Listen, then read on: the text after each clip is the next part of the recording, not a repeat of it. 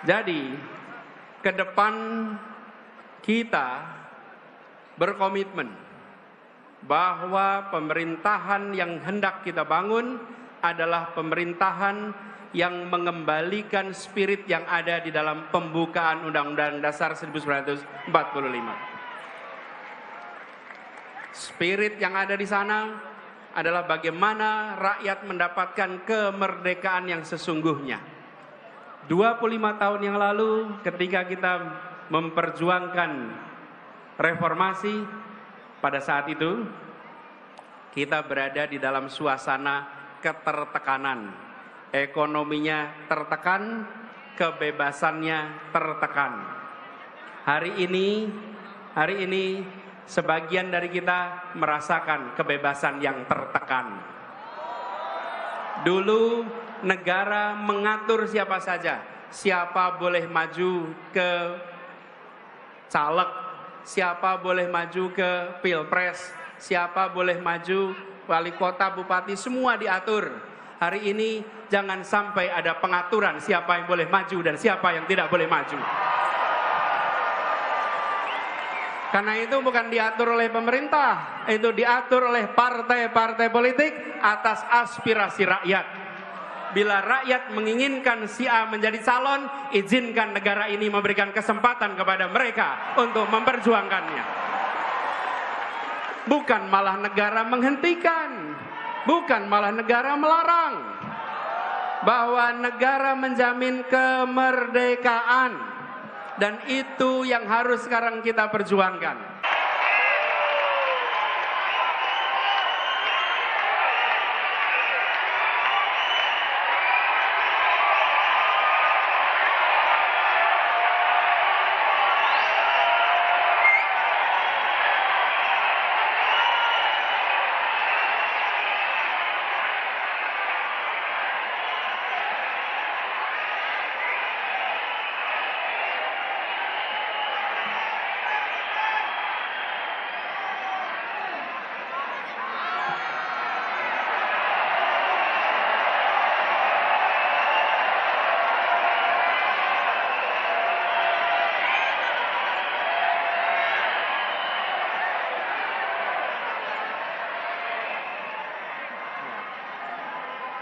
Yuk.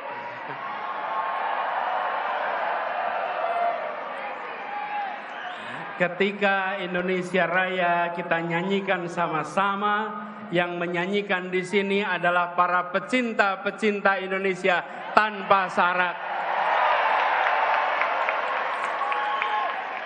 Saudara-saudara sekalian, rupiah bisa mendatangkan orang, tapi rupiah tidak bisa menyalakan semangat.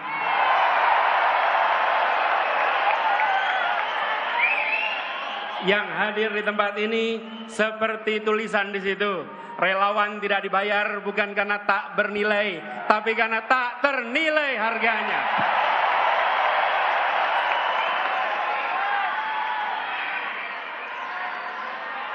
Saudara semua, teman-teman sekalian, Assalamualaikum warahmatullahi wabarakatuh.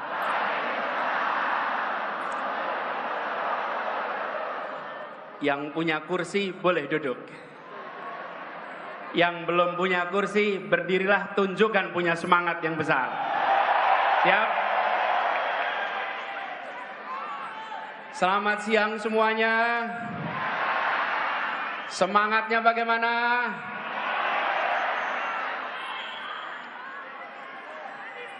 Saya kalau hadir acara dengan relawan seperti sekarang ini, begitu masuk ruangan rasanya seperti baterai yang di-charge 110%.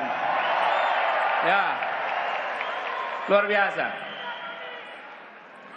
Jadi suasananya suasana penuh kegembiraan, penuh keceriaan, karena memang kita akan menuju pemilihan yang bukan menakutkan, tapi pemilihan yang menggembirakan, yang membahagiakan. Nah, sebelum mulai saya cek dulu nih yang hadir. Siapa yang rombongannya paling banyak? Ayo, acungkan tangan. Ayo, paling basah siapa? Oh,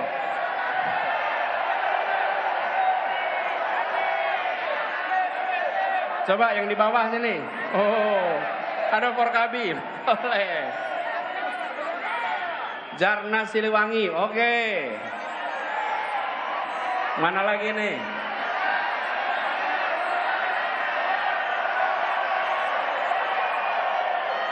Yang paling jauh dari mana? Mana? Mana yang dari Aceh? Yang dari Kupang? Yang dari Manado?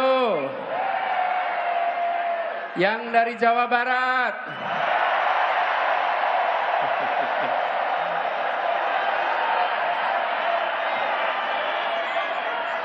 Yang dari Palembang? Yang dari Jawa Tengah?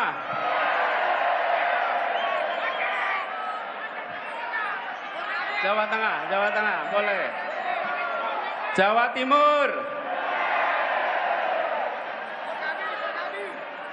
Banten? Oke, kita lihat. Gimana dengan yang dari Jakarta?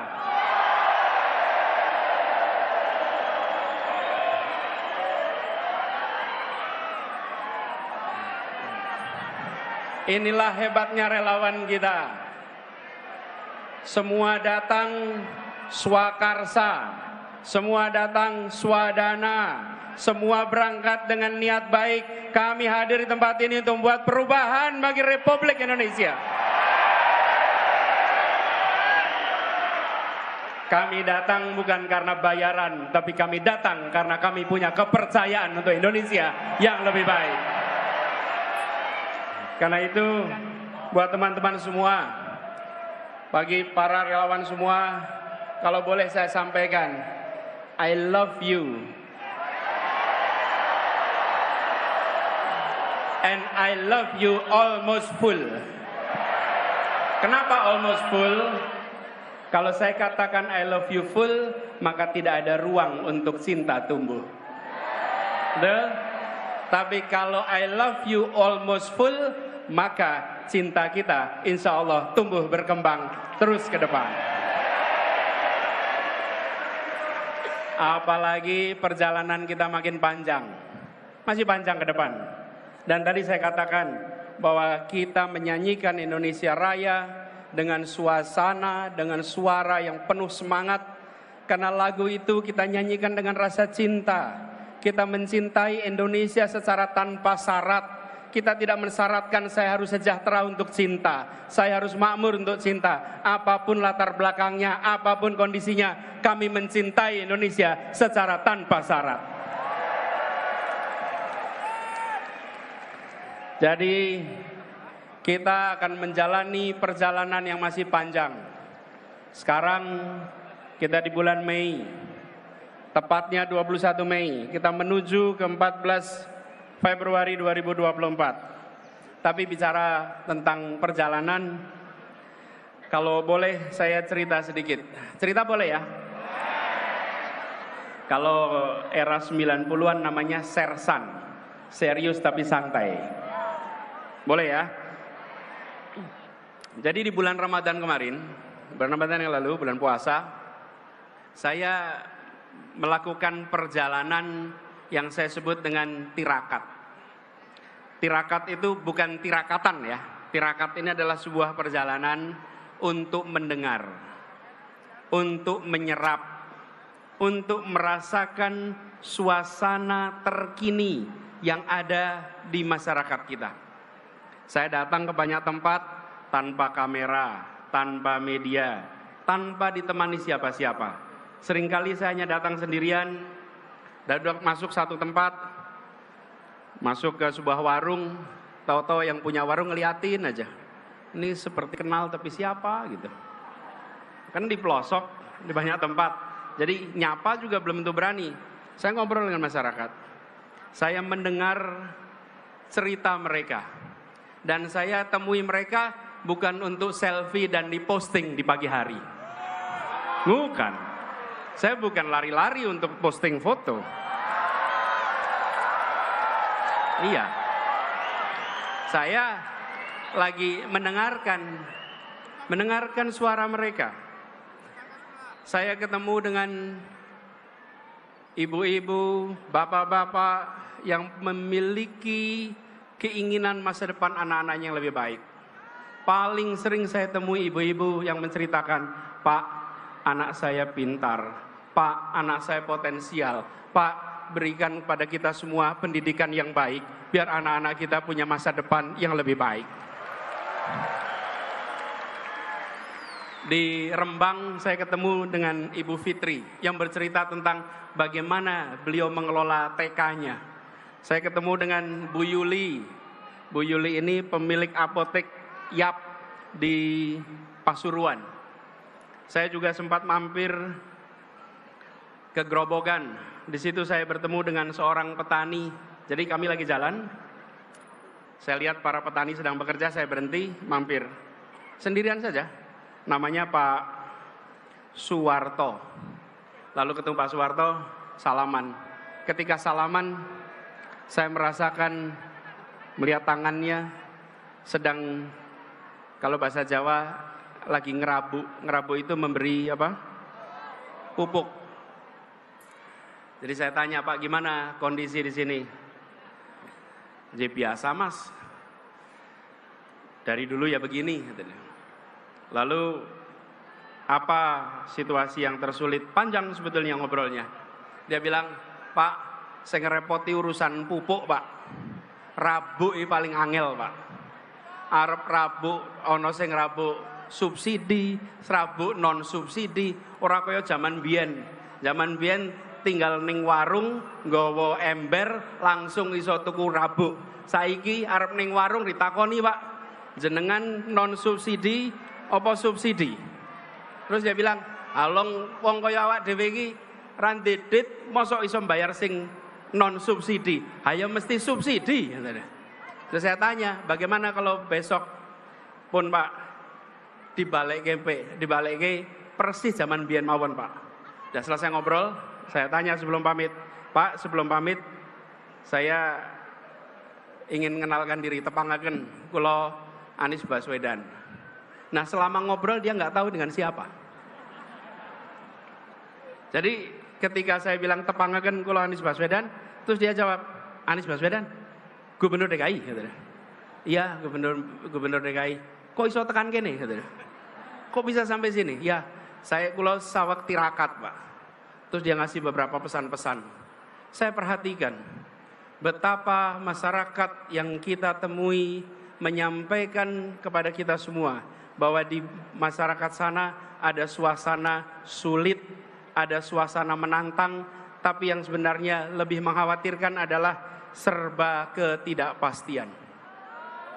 Serba ketidakpastian. Bagaimana yang menanam tidak tahu nanti harga jualnya berapa. Bagaimana yang beternak tidak tahu ongkos produksinya nanti berapa. Bagaimana yang mengurusi pertanian tidak bisa mengetahui seperti apa ongkos-ongkos yang harus dia keluarkan. Begitu juga dengan yang lain-lain. Kami menemukan suasana di mana mereka yang harus pergi, saya datang ke sebuah desa di Wonosobo yang pekerjanya itu banyak pekerja migran. Terus mereka cerita bahwa mereka berangkat tanpa tahu ada jaminan bisa pulang atau tidak. Ada jaminan bisa hidup layak atau tidak.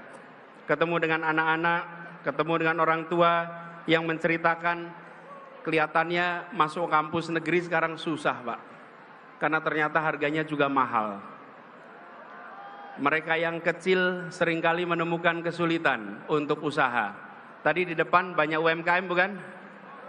Karena kita kumpul di sini mengirimkan pesan bahwa penyediaan makanannya pun oleh mereka-mereka yang usahanya mikro dan kecil, bukan yang skalanya besar.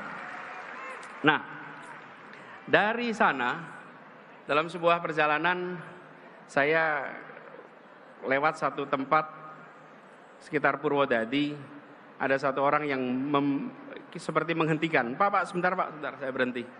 Terus dia cerita, Pak Anies, masalah di negeri ini, padahal ini di kampung nih, adalah kenapa petani harus bersaing dapat pupuk penuh dengan ketidakpastian. Karena apa? Karena aksesnya dikuasai oleh mafia-mafia pupuk. Ketika bicara tentang pekerja migran, banyak dari mereka yang sistemnya dikuasai oleh mafia-mafia PMI. Yang mereka berangkat kerja keras dan ujungnya pulang tidak bisa mendapatkan yang selayaknya. Sama UKM juga begitu. Dan mafia-mafia ini berderet. Ada urusan mafia tanah, ada mafia parkir, ada mafia kesehatan, mafia perumahan, mafia pemilu, mafia bansos, bahkan mafia proyek pemerintah. Ya termasuk mafia BTS itu. Semua. Karena itu seluruh mafia ini harus kita bereskan.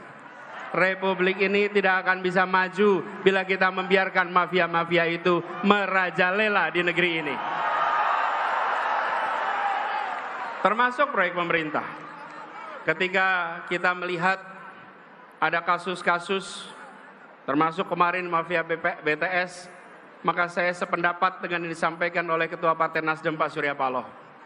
Tuntaskan penyelidikannya. Semua yang terlibat harus diperiksa. Dorong transparansi. Jangan ada pihak yang dibiarkan melenggang tidak dimintai pertanggungjawabannya.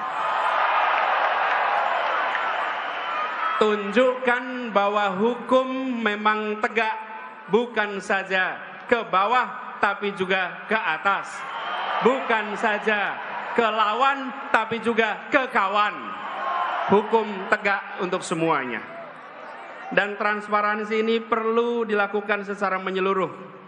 Jangan sampai ada intervensi politik dalam penanganan kasus apapun. Dan kita sudah menyaksikan banyak kasus-kasus akhir-akhir ini yang jadi perhatian adalah yang viral. Kadang-kadang saya merasa khawatir. Karena begini, kita ini harusnya berani. Saya setuju ketika ada yang dikatakan bahwa kita harus mencari pemimpin yang berani. Setuju. Dan pemimpin berani bukan sekedar berani, tapi berani karena benar. Berani karena membawa kebenaran. Karena pasangannya kata berani itu benar. Kalau tidak benar, dia tak berani. Tapi kalau dia bawa kebenaran, maka siapapun dihadapi dan ridha Allah yang menjadi pegangannya.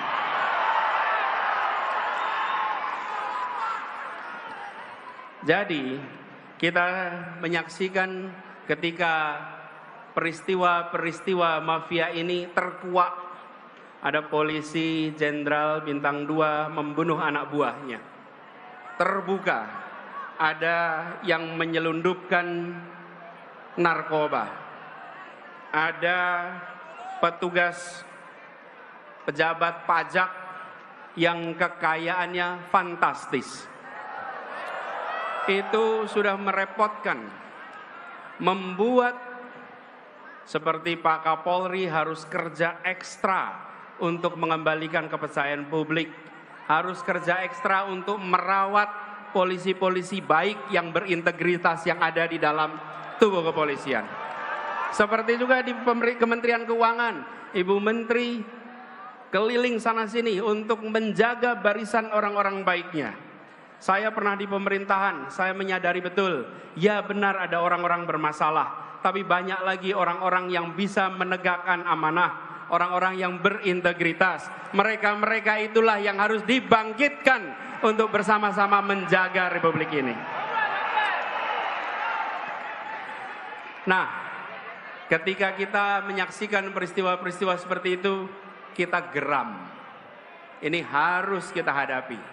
Apalagi sekarang, kita kumpul hari ini, tepat 25 tahun reformasi di Indonesia. Tepuk tangan untuk para pejuang reformasi kita.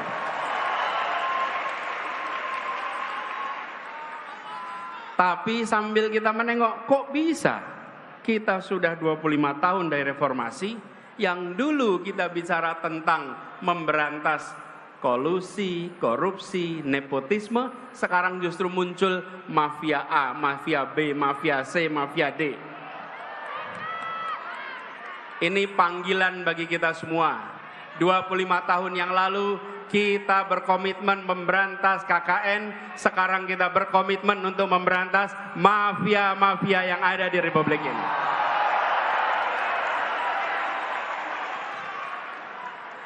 Proses terjadinya itu pelan-pelan. Proses penyimpangan itu pelan-pelan. Bila pemimpin-pemimpin di Republik ini tidak sensitif pada persoalan ini, maka persoalan ini akan secara bertahap merusak Indonesia. Teman-teman sekalian, saya beri ilustrasi ini. Katak nih. Bila katak itu dimasukkan ke dalam sebuah, bukan tempurung, ke panci yang airnya dingin, taruh di panci airnya dingin, kemudian pancinya taruh di kompor, nyalakan kompornya pelan-pelan. Oke? Air di situ asalnya dingin, lama-lama menjadi panas, lama-lama mendidih, dan katak itu akan mati dalam mendidihnya air. Oke? Itu jalannya pelan-pelan. Tapi kalau katak dilemparkan ke panci yang airnya mendidih, dia langsung lompat. Dia langsung lompat. Tapi kalau dipanaskan pelan-pelan, dia mati mendidih. Bila kita tidak menyadari bahwa pertumbuhan mafia itu terus-menerus, maka bangsa kita akan habis karena mafia. Saatnya kita menyadari bahwa ini adalah problematika yang harus kita hadapi sama-sama. Setuju?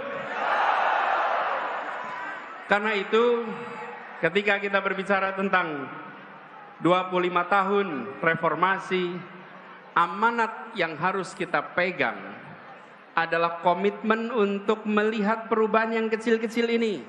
Nampaknya pelan-pelan, gradual. Jadi kalau ada yang punya ide untuk mengubah, kita harus hadapi dan kita harus hentikan. Pelan-pelan itu prosesnya. Reformasi dulu mengatakan bahwa masa jabatan presiden 2 tahun. Ketika ada yang punya gagasan untuk memperpanjang, maka kita katakan bahwa kita komit dengan aspirasi reformasi. Jadi, kalau ada petinggi-petinggi negeri ini yang pelan-pelan mencoba menggeserkan, jangan pernah dibiarkan. Karena itu seperti menaikkan suhu air bagi sebuah katak. Jangan sampai kita tidak sadar atas penyimpangan yang dilakukan secara pelan-pelan. Dan kita harus sadari ini. Bahkan kita punya masalah banyak. Sebagian masalah itu harus diselesaikan di daerah, sebagian diselesaikan di pusat. Kalau daerah tidak bisa menyelesaikan, maka harus dicari cara agar daerah bisa menyelesaikan. Tapi kalau daerah tidak bisa menyelesaikan, diambil ke pusat dan ujungnya tidak selesai juga, malah menyulitkan masa depan orang-orang di daerah. Kita punya kecenderungan, kalau di daerah tidak jalan, ambil alih ke pusat. Dilakukan sentralisasi. Ingat, Republik ini luasnya luar biasa. Penduduknya tersebar di 6.000 kepulauan. Berikan kepada kita semua kewenangan untuk menyelesaikan, awasi, pastikan tereksekusi. Dengan cara seperti itu, rakyat bisa merasakan pemerintah hadir di seluruh wilayah Indonesia. Jadi, ke depan kita berkomitmen bahwa pemerintahan yang hendak kita bangun adalah pemerintahan yang mengembalikan spirit yang ada di dalam pembukaan Undang-Undang Dasar 1945. Spirit yang ada di sana adalah bagaimana rakyat mendapatkan kemerdekaan yang sesungguhnya. 25 tahun yang lalu ketika kita memperjuangkan reformasi, pada saat itu kita berada di dalam suasana ketertekanan. Ekonominya tertekan, kebebasannya tertekan. Hari ini sebagian dari kita merasakan kebebasan yang tertekan. Dulu negara mengatur siapa saja, siapa boleh maju ke caleg, siapa boleh maju ke pilpres, siapa boleh maju wali kota, bupati, semua diatur. Hari ini jangan sampai ada pengaturan siapa yang boleh maju dan siapa yang tidak boleh maju. Karena itu bukan diatur oleh pemerintah, itu diatur oleh partai-partai politik atas aspirasi rakyat. Bila rakyat menginginkan si A menjadi calon, izinkan negara ini memberikan kesempatan kepada mereka untuk memperjuangkannya. Bukan malah negara menghentikan, bukan malah negara melarang. Bahwa negara menjamin kemerdekaan. Dan itu yang harus sekarang kita perjuangkan. Jadi kita yang berada di sini adalah kita yang punya aspirasi dan kita menuntut agar ada kesetaraan kesempatan bagi siapapun di Republik ini. Dan ini juga artinya kepastian kepada mereka yang berusaha. Bayangkan, bila kita tidak memberikan kesetaraan itu, mereka yang di dunia usaha pun mengalami kekhawatiran, mengalami serba ketidakpastian. Ketika sebuah pemerintahan bertugas, dia harus memberikan kesetaraan kepada semua pelaku usaha. Jangan sampai pelaku usaha yang dianggap teman diberi fasilitas, pelaku usaha yang bukan teman tidak diberikan fasilitas. Dan persoalan mafia ini yang tadi saya sampaikan itu sering sudah masuk ke dalam proses. Saya beri contoh. Ketika kami bertugas di Jakarta, ini salah satu ketidakpastian yang harus kita bereskan. Setiap tahun kita selalu meributkan soal UMP, upah minimal provinsi. Dan di DKI Jakarta, upah yang biasanya naik rata-rata 8% karena kondisi perekonomian turun. Tapi di tahun 2021 kemarin untuk upah tahun 2022 mendadak peraturannya diubah. Peraturan yang biasanya kalau kita terapkan memberikan kenaikan UMP yang masuk akal, kemarin UMP-nya angkanya itu amat rendah. Kalau tidak salah sekitar Rp37.000 kenaikannya. Pada waktu itu saya katakan, tidak mungkin di Jakarta naik upah nilainya 37.000. 37 itu bukan angka yang layak untuk pekerja di Jakarta. Karena itu kemudian saya sampaikan kepada pemerintah waktu itu Kementerian Tenaga Kerja. Saya sampaikan bahwa yang layak di Jakarta kenaikan itu menggunakan formula yang lama. Jangan formulanya digonta-ganti. Dan inilah yang disebut sebagai mafia tentang pengupahan yang ada di Indonesia. Tidak boleh kita biarkan. Kami memilih untuk mengambil sikap yang berbeda. Dan ketika memilih sikap berbeda, tentu kita menyadari bagaimana landasan hukumnya. Tapi yang menarik, para pengusaha protes waktu itu. Saya undang pengusahanya ke Balai Kota. 50 pembayar pajak terbesar saya undang. Ketika saya undang, saya sampaikan, Bapak Ibu sekalian yang sekarang sudah menjadi 50 pembayar pajak terbesar. Bapak Ibu lihat, kita semua nih sekarang berkumpul di Balai Kota. Jaraknya hanya 1 kilometer dari Gedung Pancasila, tempat konstitusi kita disusun. Tempat persiapan kemerdekaan kita disiapkan. Pada waktu itu mereka yang berkumpul adalah orang-orang yang makmur, orang-orang yang terdidik. Tapi mereka memilih mendirikan sebuah negeri yang prinsipnya menghadirkan keadilan sosial bagi seluruh rakyat Indonesia. Sekarang di sini, yang kumpul di sini, Bapak Ibu, saya ingin tanya. 40 tahun yang lalu Bapak Ibu di mana? 50 tahun yang lalu Bapak Ibu di mana? Kita semua 40 tahun yang lalu, 50 tahun yang lalu bukan siapa-siapa. Republik ini sudah memberikan kesempatan Bapak Ibu sekalian menjadi 50 pembayar pajak terbesar karena Republik ini memberikan kesempatan kepada Bapak Ibu sekalian. Sekarang berikan kesempatan pada para pekerja untuk mereka bisa mendapatkan kesetaraan masa depan.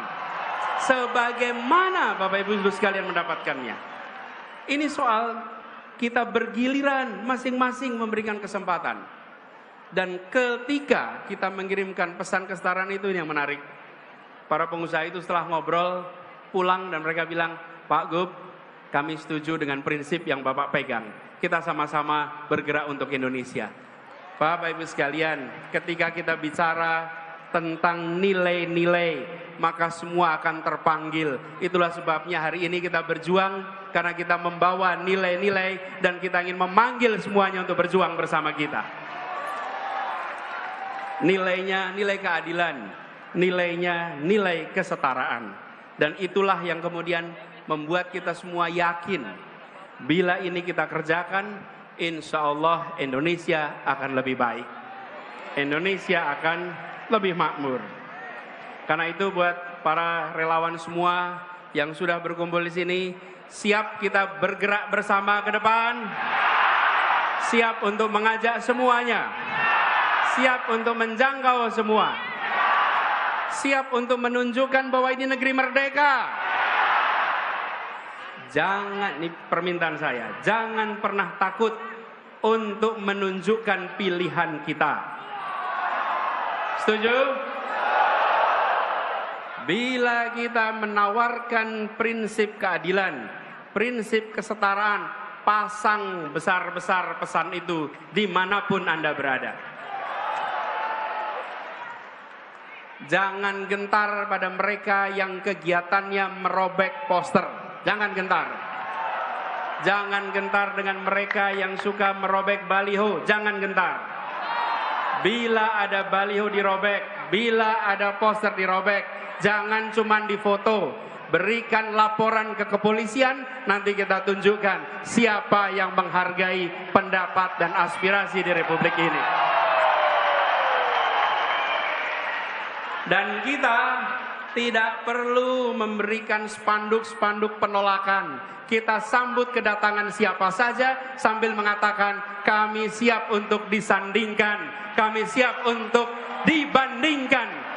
Dan kami yakin bahwa gagasan kita, karya kita, rekam jejak kita, program kita, bila disandingkan, maka kita akan bisa mengajak rakyat Indonesia untuk Indonesia yang lebih baik ke depan. Jadi, teman-teman semua, para relawan yang saya cintai, ini bukan sekedar sebuah perjuangan elektoral. Ini juga bukan sekedar pertontonan. Ini bukan panggung hiburan, di mana datang ke depan panggung untuk menghibur, bukan. Ini adalah panggung untuk menentukan arah perjalanan bangsa ke depan. Karena itu kerjakan dengan keseriusan, kerjakan dengan sepenuh hati. Dan ini adalah perjuangan yang membawa nilai, membawa prinsip. Karena itu jadilah relawan teladan. Siap? Jadi apa? Relawan apa? Relawan apa? Relawan apa? Jadilah relawan teladan, menghormati kedatangan lawan sambil mengatakan kami membawa gagasan, kami membawa rekam jejak, siap disandingkan, siap ditandingkan, dan kami yakin biidznillah kemenangan akan diantarkan kepada kita.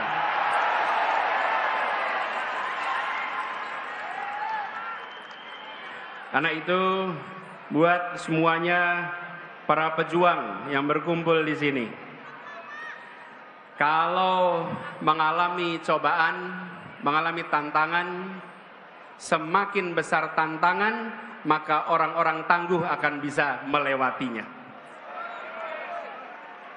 Kalau kita ketemu dengan tantangan, maka kita tidak menghindar. Kalau kita ketemu tantangan, kita tidak sembunyi. tapi kita hadapi. Kita apa? Kita hadapi. Karena itu saya kalau boleh saya bertanya kepada semuanya nih. Kalau saya beri pertanyaan, pejuang bukan? Maka jawab, hadapi. Siap? Pejuang bukan? Pejuang bukan? Pejuang bukan? Insya Allah kita hadapi, dan dengan izin Allah perjuangan ini insya Allah akan diantarkan pada kemenangannya.